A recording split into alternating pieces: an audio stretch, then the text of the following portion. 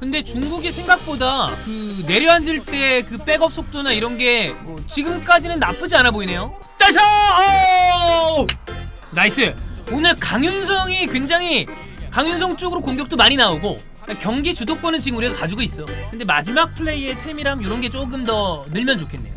지금 공격은 이동경도 날카롭고 얘네들이 타이밍이 있거나 공간이 열리면 지체 없이 때리네요. 이거 이렇게 슈팅 찬스 주면 안 됩니다. 이거 이런 식으로 맞죠? 그럼 한 방 걸려. 자, 전반전 0대 0이었습니다. 첫 번째 경기가 조별리그에서 최약체인 중국과의 경기였어요.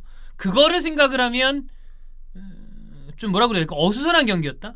반대로 생각했을 때 이런 그 연령별 대표팀의 첫 번째 조별리그 경기의 어떤 어수선함도 있을 수 있기 때문에 지금 당장 으아 이거 말도 안 되는 이따위 경기력 이렇게 얘기하지는 않겠습니다만 아쉬운 부분이 좀 있었습니다.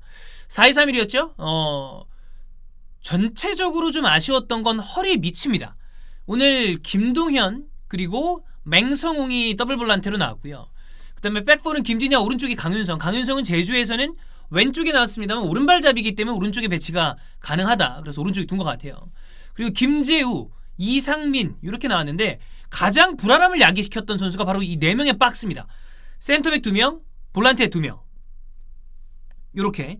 그래서 이제 왜 뭐 이제 여러 가지로 봤을 때 삼선에서 역할을 수비 라인 보호를 먼저 할 것이냐 아니면 공격 지원을 우선으로 할 것이냐 혹은 밸런스를 맞춰줄 것이냐 이런 여러 가지 그 보는 시선에 따라 다르겠지만 이번에 오늘 경기 전반에 놓고 봤을 때 오늘 보여준 3선 미드필더들은 일단 위치 잡는 걸 굉장히 애매하고요. 그러다 보니까 현영민 해설위원이 얘기했던 것처럼 라인 간의 간격이 맞지 않아서 중국에게 오픈 찬스 슈팅을 굉장히 많이 허용했다.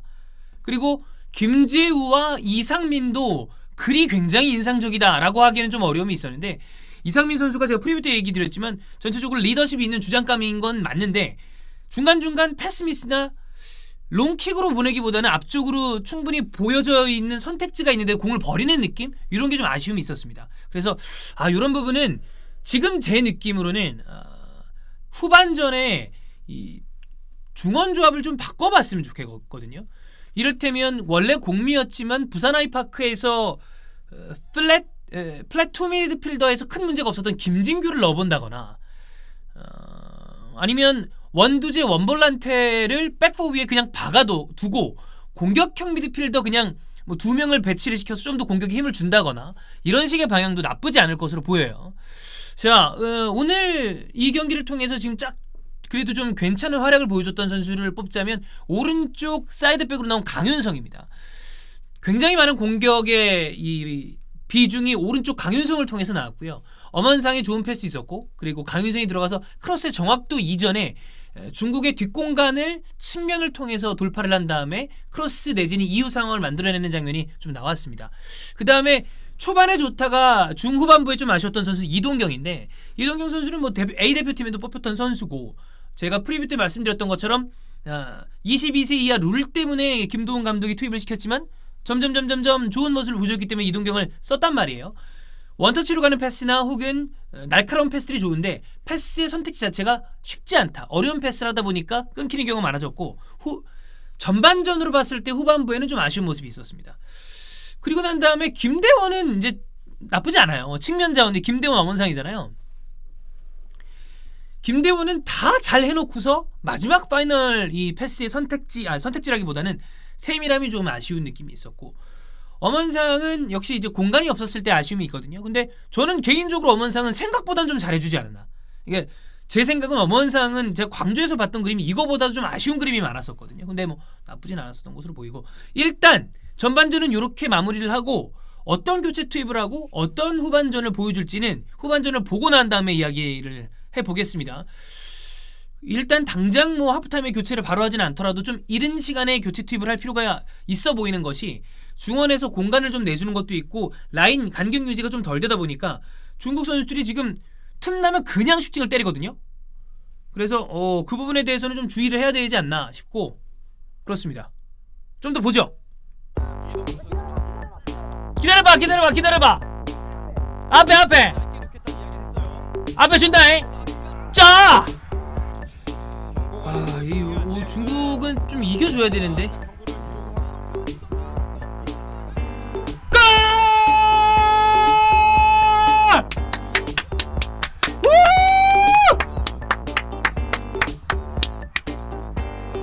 됐어. 이겼으면 됐어. 끝났다. 아이씨. 이거 못 이기면 진짜 골 때리는 거였단 말이야. 이동준 나이스. 새끼야, 축구 원래 골이다 이 새끼야. 부사이다. 이겼습니다. 너무 다행입니다. 너무 다행이에요. 대한민국 축구를 위해서도, 그리고 이스타TV 올해 이제 쭉 플랜을 짜는데 프리시즌에 이 올림픽 축구와 유로 2020은 굉장히 중요합니다.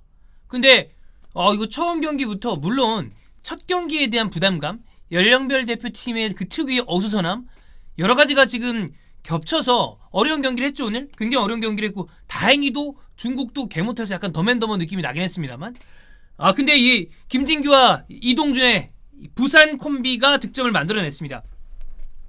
하프타임에 우리가 하프타임 토크 때 이야기했었던 것처럼 뭔가 그러니까 플랫 미드필더, 물론 포메이션상으로는 4-1-4-1 정도로 바뀐 것 같습니다만, 어쨌든 중원에서 중원을 어느 정도 커버해줄 수 있는 수비적인 역량이 어느 정도 있으면서 전방쪽으로도 패스를 넣어줄 수 있는 부산 아이파크의 김진규가 필요하면 나오면 좋겠다 라는 얘기를 했는데, 그게 그래도 받아들여졌고요. 그 이후에 교체 카드들이 들어갔는데, 오늘 경기에서 선수 개개인의 이야기를 할 수도 있어요. 그럼 이제 사실 좀 아쉬운 선수들이 많이 있었죠.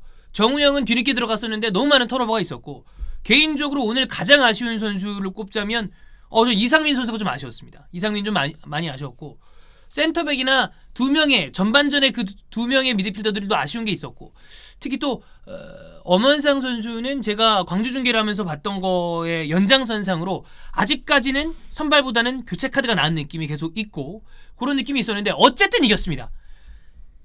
오늘 만약에 승점 3점을 얻어오지 못하면 이란, 우즈벡 이 경기들에서 결과를 담보할 수 없는 경기들이기 때문에 일단 본선을 가야 될 거 아니야. 가봐야 되는 거 아니에요. 근데 여기서 이거 되면 문제가 있었잖아요. 근데 다행히 승점 3점 챙겼고, 이동준 선수의 인터뷰처럼 일단 승점을 챙겼기 때문에 이제 뭐라 그럴까요? 재정비할 수 있을 만한 여유가 생긴 거죠. 여기서 만약에 비기거나 졌죠? 그러면 악은 바칠 수 있겠지만 제대로 뒤를 돌아보기가 어려운 상황일 텐데, 이겼기 때문에 약간 여유를 가지고 나머지 두 경기에 대해서 준비할 수 있는 상황, 그리고 나서 올라가면 되는 거니까 너무 다행입니다. 예, 다행이라 생각을 하고, 글쎄요, 이거는 이제 아시안게임 때 금메달을 땄잖아요. 김학범의 아시안게임 금메달은 굉장한 성과입니다. 굉장한 성과인데 그 성과를 절대 폄하할 생각도 없고, 그 다음에 폄하돼서도 안 되고, 그런데 그게 있었죠. 경기력적으로 봤을 때는 그렇게 좋은 경기력이 유지됐다? 라고 하기 어려웠고, 황의조가 터져주는 어떤 그런 굉장히 좋은 요건도 있었고, 경기력적으로 봤을 때는 좀 들쭉날쭉한 면이 있었는데, 그래서 이번 대회도 경기력적인 측면에서는 사실 불안해하는 사람들이 있었단 말이에요. 오늘 경기로 봤을 때 왜 이강인과 백승호를 계속해서 좀 차출하고 싶어 했는지는 알 것 같아요. 근데 그런 면에서 보자면 이수빈 내지 한찬희를 뽑지 않은 거에 대한 아쉬움은 좀 있지 않나, 그런 생각이 좀 드는데, 뭐 어쨌든 1차전밖에 하지 않았고, 그리고 김진규가 나와서 좋은 모습을 보여줬기 때문에 저는 오늘 경기 이후에 2차전, 3차전에 베스트 11 변화를 좀 가져갈 수 있다고 보이거든요. 그래서 그런 느낌을 좀 보여주면서 2차전에 더 좋은 모습을 보여주면 되지 않나, 이런 생각입니다. 김학범 감독이 어떤 자기만의 뽑는 그 스타일이 있죠. 그거는 감독 고유의 권한이고, 많이 뛰고 수비적인 역량이 있어야 되고, 근데 이제 사실 한찬희 같은 스타일의 선수는 뭐 저희가 히든 풋볼 때도 말씀드렸지만 지도자들 사이에서도 약간 호와 불호가 나뉘는 스타일이라고 하더라고요. 그리고 계속해서 이번 대표팀 소집이 됐을 때 한찬희가 굉장히 좋은 모습을 쭉 보였냐라고 묻는다면 그건 아니었거든요.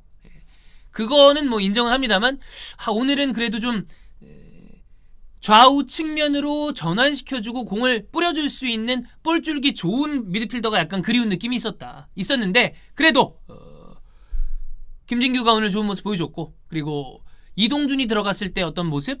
그러면 오늘 투입되지 않은 선수들 중에 또 정승원 뭐 이런 카드도 있고요. 그리고 전방에서 또 다른 느낌을 내줄 수 있는 조규성도 있고 이런 부분. 그 다음에 뭐 쓸지 안 쓸지는 모르겠어요. 근데 저는 잘 쓰면 이우현도 좀 메리트가 있는 조커 카드가 될 수 있다고 보거든요. 킥이 괜찮은 경우가 있으니까. 그래서 그런 느낌을 좀 잘 섞어서 중요한 건 이 대회는 올림픽 본선에 나가기 위한 예선 무대이기 때문에 3위 안에 들면 된다. 이렇게 생각을 하면 좋을 것 같습니다. 일단 지금 오늘 나왔던 문제점에 대해서는 간단하게 짚었고 이 부분에 대한 좀 통렬한 반성과 비판, 그걸 제가 하는 건 아닙니다만 어쨌든 그런 이야기는 2차전 끝나고 경기 내용이 어떤 식으로 바뀌는지에 따라서 우리가 또 얘기를 더 해보도록 하죠. 고생했습니다. 날도 덥고 막 땀 흘리는 거 보면 태국 날씨가 덥잖아요. 1차전 너무 이긴 거 다행이고요. 조금 더 우리 지켜보죠. 좀 더 지켜보면서 지속적으로 우리 김학범호가 순항하기를 기대해 보겠습니다. 자, 여기까지 하겠습니다. 주말에 아니군요. 뭐 유튜브 영상이 계속 올라갈 거고요. 중계 후 토크는 주말 2회로 돌아오도록 하겠습니다. 고맙습니다.